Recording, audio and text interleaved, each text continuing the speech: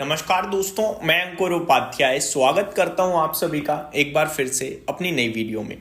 दोस्तों, आप सभी के साथ 3 स्टॉक्स के बारे में डिस्कशन करने वाला हूं इस वीडियो में, जो आज खबरों के दम पर एक्शन में थे। पहला स्टॉक है ओला इलेक्ट्रिक, जो लगातार एक्शन में चल ही रहा है आजकल। तो पहले प्रमोटर्स की सेलिंग की वजह से लगातार गिरावट देखी हम सभी ने, फिर अपडेट आती है कि प्रमोटर्स की सेलिंग कंप्लीट हो गई है, अब नहीं बेचा जाएगा कोई स्टेक। उसके बाद हमने शेयर में एक रिबाउंड देखा 10% का upper circuit. Next day flat trade करता है शेयर, और आज का सेशन भी ऑलमोस्ट फ्लैट टाइप ही निकल गया। बट अभी खबर क्या आ रही है? खबर ये आ रही है कि कंपनी अपनी प्रॉब्लम्स पे एक्चुअली में ध्यान दे रही है, और यही मेरा एक कारण है जिस वजह से मैं आपसे कह रहा हूं कि 15,000 करोड़ के मार्केट कैप पे ओला इलेक्ट्रिक बेचने का मतलब नहीं बनता, वो भी हैवी लॉस में।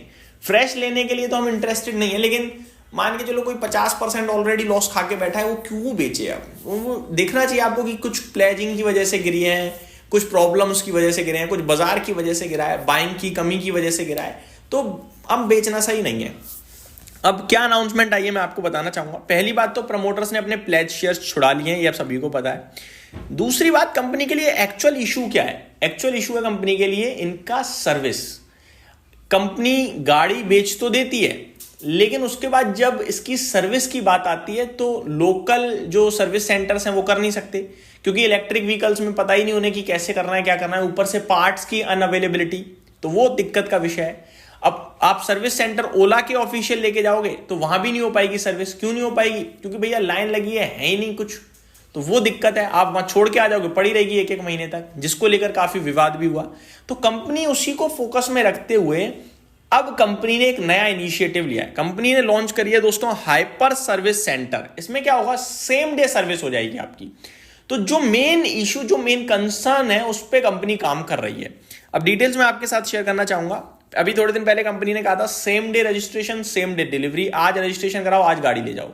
अब कंपनी ने हाइपर सर्विस लॉन्च करी है, यानी आज आप सर्विस पे अपनी बाइक डालो, स्कूटी डालो, जो भी डालना डालो, आज सेम डे हो जाएगी। The shares of Ola Electric Mobility jumped more than 4% on December 23rd after the company announced that it has used proceeds from CEO Bhavesh Agrawal's stake sale to repay loan.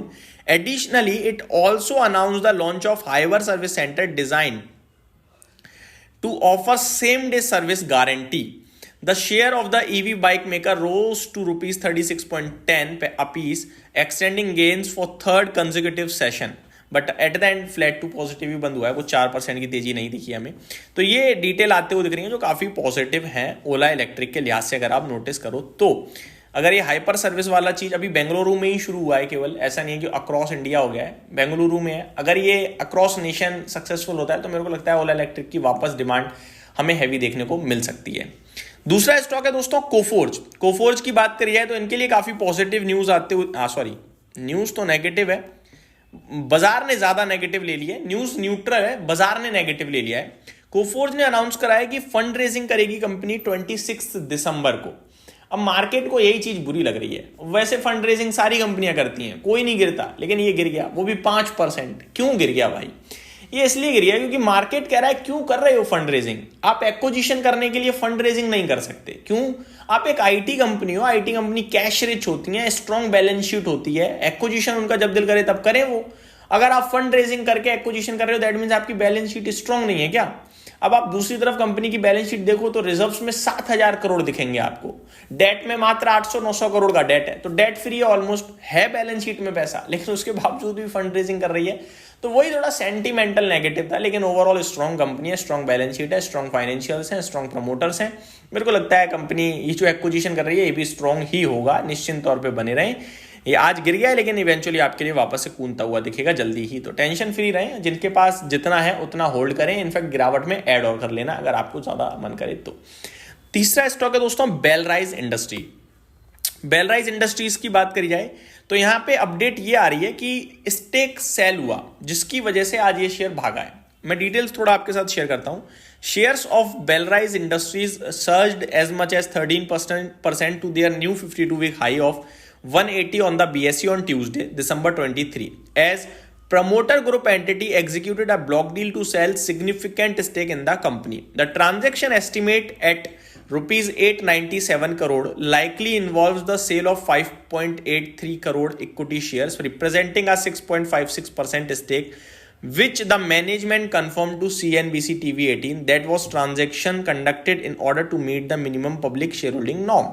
अब मैं आपको बताता हूँ हुआ क्या है। हुआ ये है कि कंपनी कह रही है 6.5% इक्विटी बेची है कंपनी ने ब्लॉक डील में, क्योंकि ये मीट करना चाहते हैं शेयर होल्डिंग नॉर्म्स को। शेयर होल्डिंग नॉर्म्स क्या है? शेयर होल्डिंग नॉर्म्स कहते हैं कि कोई भी कंपनी जो बाजार में लिस्ट हो चुकी है उसको 25% फ्री फ्लोट शेयर रखना ही रखना है। 25% यानी कि promoter can maximum hold up to 75%।